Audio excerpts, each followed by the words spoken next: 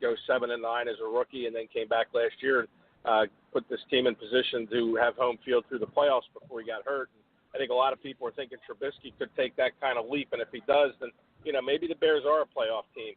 It is a very difficult division, but that doesn't mean the Bears can't make some noise in it. Especially if Trubisky takes the leap that I've read a lot of people are kind of expecting from him. Rick, what are your thoughts on the Canton game? Yeah, one thing with the Bears, I'm just with Mo and Ed on the game itself. It's just I think as a country, we're so football starved. That's what makes the Hall of Fame game so fun to watch. I usually watch about 2 or 3 quarters of it anyway. But I think with the Bears, they brought in a bunch of these spread offense college coaches, so I'm just wondering what they're going to do with the offense up in Chicago. They're really going to open it up if that fits Trubisky better. And then maybe we'll get a glimpse of Lamar Jackson. Not sure, for Baltimore if we'll see him in this Hall of Fame game, but I'm looking forward to maybe at some point down the road the Ravens are going to kind of tailor him towards handing him the keys to that offense.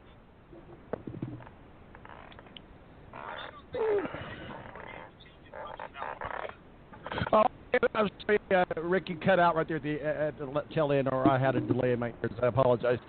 So, guys, let's kind of go around the divisions, if we will. We'll start with you, Ed. NFC South, kind of the teams to look for and look at in the South are the Saints, the Panthers, the Falcons, and the Bucks. And I think one of the key games that a lot of people are looking at for the NFC South is Thanksgiving night, and that's the Falcons versus the Saints. What are your thoughts on the NFC South? Yeah, well, the Saints were the Minneapolis Miracle away from playing, moving on in the playoffs and maybe coming to Philadelphia. So I think the Saints are very good. Drew Brees, another year older, doesn't look like he kind of missed a step. I know they took some heat for drafting the defensive end, trading up to draft that defensive end, at 15, I think, overall to kind of help with the pass rush. But, I think the Saints are a pretty complete team. I really like them. The Bucks, I like their defense, but, Jameis Winston being suspended for 3 games, that hurts. And then the Panthers, they certainly are a team to be reckoned with, too. So I wouldn't discount them. And then the Falcons were in the Super Bowl 2 years ago. So, yeah, that's a very tough conference. But I like the Saints, I think, to kind of emerge as the champions of that conference. But I think a wild card will come from that division as well. Rick, the NFC South, what are your thoughts? Yeah, I'm going to go with the Falcons in that division just because 2 years ago, and now they got Steve Sarkisian coming in for his second season as the offensive coordinator. Maybe they can open things up a little more. But the Saints, I like the turnaround they did, and we've talked about the running backs earlier and how important they really are to a team. We saw what the Saints picking up Lamar in the 3rd round, how that turned that team around. That was a great pickup, and so that made them right there. And their defense really turned around last year. So I say the Falcons, and I'll stay with that, saying the wild card will come from that division. I think the wild card will be the Saints. Mo, the NFC South, what say you, sir? Well, I'm going to sound like a broken record, but I'm going with the Saints as well. I mean, when you add a tremendous running game to what Drew Brees does on a yearly basis, it makes it damn near unstoppable. Then you add in the fact that the Saints improved their defense, and got rid of some guys that maybe have been high-profile guys, but they got rid of some guys last year that maybe they didn't see a future with, and were able to build that team around a bunch of some young guys, and they really stepped up. I like the Saints to win division, and like everybody else, I think the wild card comes from there as well, but it's going to be a very tough division. Well, guys, let's move on to the NFC North. Certainly the Vikings, the Lions, the Packers, and the Bears. We've talked about the Lions and the Packers. The Lions and the Bears. Real quickly, we'll start with you, Ed. Certainly, this is obviously Aaron Rodgers' league, if you will. Aaron Rodgers has had some injuries to deal with, but he's back. But I wanted to take a moment also, if we could, talk a little bit about the offensive line coach from Minnesota that died here recently, last week, Tony Soprano. Certainly very well known, very well respected. I think a lot of people mourned his loss. Ed, have you heard any more about how he died? Was it expected? Was it unexpected? Do you know any more? The last I heard is that they really didn't know how he died. He just was complaining of not feeling well, went to the hospital and died. So our thoughts go out to the Minnesota Vikings.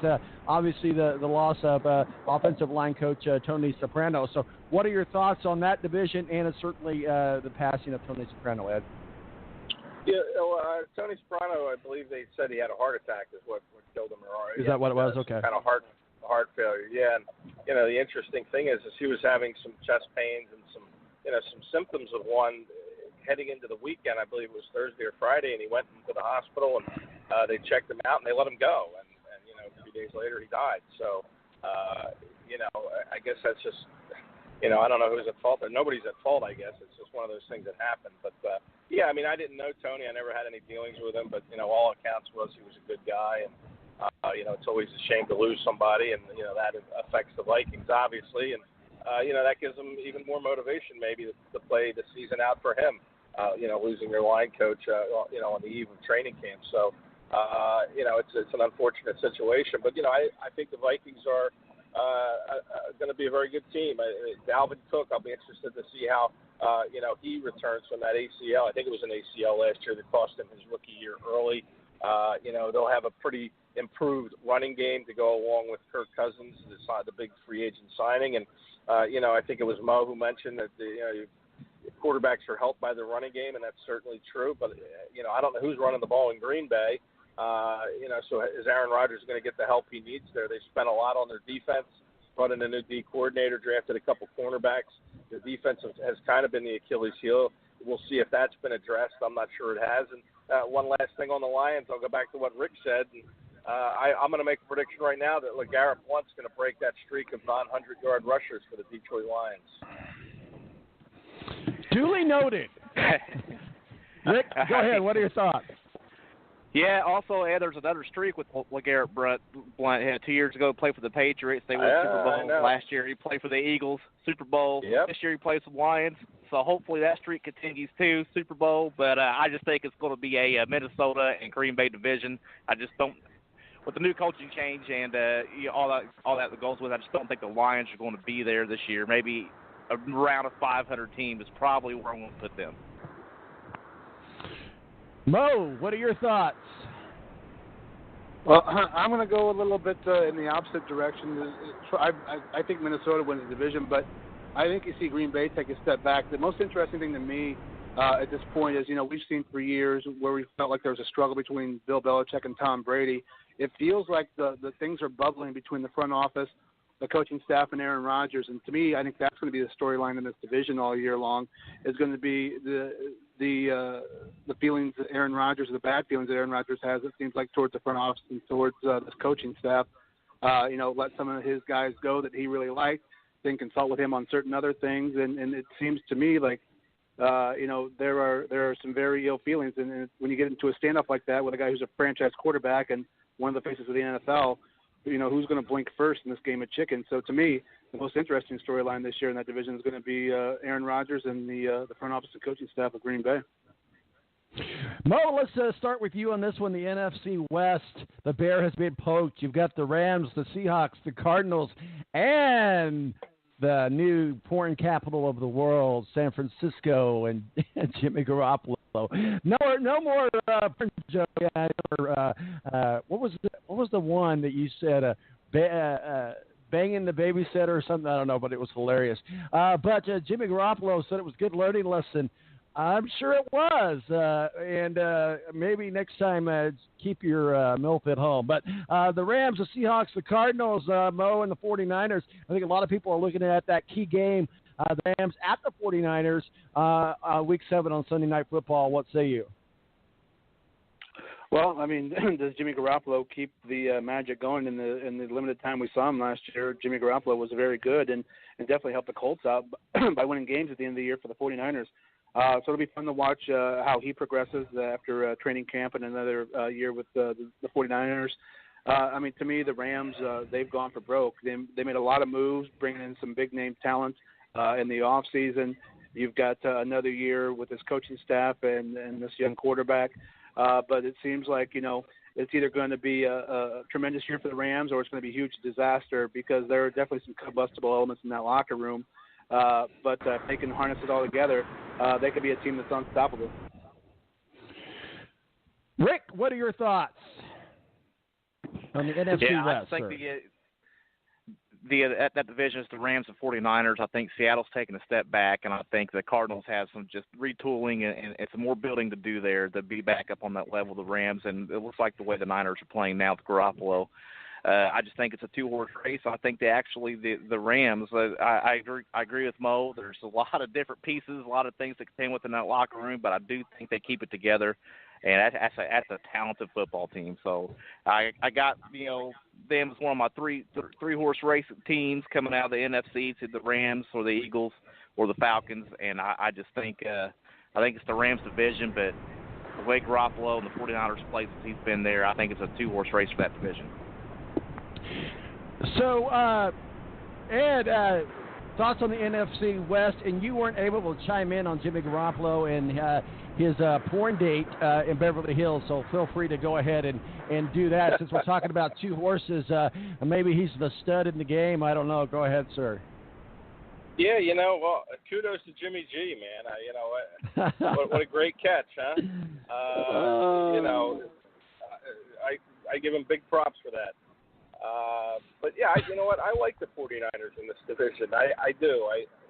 They really took a step back with Chip Kelly for the 1 year, but I like what they've done on defense and, bringing Jimmy Garoppolo in. Look, he's 5-0 as a starter. He's not going to go undefeated. He's going to lose some games, but and then we'll see how he, kind of manages to bounce back from that. But I like the 49ers. I just don't think they're quite ready to make that step into playoff contention yet. Good point from Mo about the combustibility components in the Rams locker room. Aaron Donald hasn't gotten a new contract. He's not going to be happy. But I just think they're too good. They have too much talent on that roster to not win that division. And then, like we said, the Cardinals, they just look like a train wreck. And, they have some front office problems with their general manager being suspended for a DUI. And the Seahawks, everybody kind of overlooks them a little bit. But, I think the Seahawks kind of shines off them. That defense is undergoing a rebuild, and I'm not really sold on that offensive line for Russell Wilson. That team to me looks just like Russell Wilson, kind of like Randall Cunningham when he played for the Eagles. Just go out and make a play and win us the game. That was kind of Buddy Ryan's approach when Randall played in Philadelphia at quarterback, and that seems to be what the Seahawks approach is just go out and make a play and win us the game. And, it's hard to do that as a quarterback week in and week out. So I want to make sure we get to our two divisions respectively before we get on to the other ones, just for time's sake. So we'll start with you, Ed, the NFC East, the Eagles, the Cowboys, the Redskins, the Giants. Obviously consider this the NFC East, the rich man's AFC East, if you will. And I think there's a lot of star power in this division. I think a lot of people are going to be looking at that Cowboys at the Eagles game Week 10 on Sunday Night Football. Yeah, I think this is where your second wild card comes. I think it comes out of this division. We mentioned the Eagles already, and the Giants are getting a lot of love. There's a lot of love about the Giants. I like their coach Pat Shurmur. Again, he spent some time in Philadelphia. Got to know Pat. I like Pat. I think he's a good coach. A little soft spoken at times, but I think he'll do a good job. I like what they've done with their offensive line, drafting that Hernandez kid to play guard. They signed Nate Solder from the Patriots. They've upgraded that offensive line. I love Saquon Barkley. I think he has the ability to be a difference maker. Certainly the front runner, I think, for the offensive rookie of the year. And then you see what Eli has left. It's all going to come down to him if they can pass block for him because, Eli, he likes to kind of turtle up when there's any pressure or throw the ball away. I like the receiving core with Odell Beckham if he can kind of show some maturity at this point in his career. But I love the Giants. I think they'll be the greatest threat to the Eagles, and I think the Eagles and Giants will be the two playoff teams. I don't think the Cowboys are there offensively. Their receiving core is unproven. Dak Prescott really took a step back last year, and that defense to me just isn't a playoff-type defense. And then the Redskins, it'll be interesting to see with them, with Alex Smith, what they do. But, again, I just don't think they have the talent top to bottom on the rosters that the Eagles and Giants do. Rick, what are your thoughts on the NFC East? I'm with Ed. I do believe that if the Eagles are going to probably easily win that division, but look for the Giants to take a step up and maybe get that wild card spot, adding Saquon Barkley, and that might take some pressure off Eli because he's getting older and slower. So we'll see what he'll be able to do. And I just think there's a problem with Dallas. And there's definitely a lot of problems with Washington as they're rebuilding. I think both teams are actually rebuilding because, like Ed just said, there's really no proven receiving core for Dallas.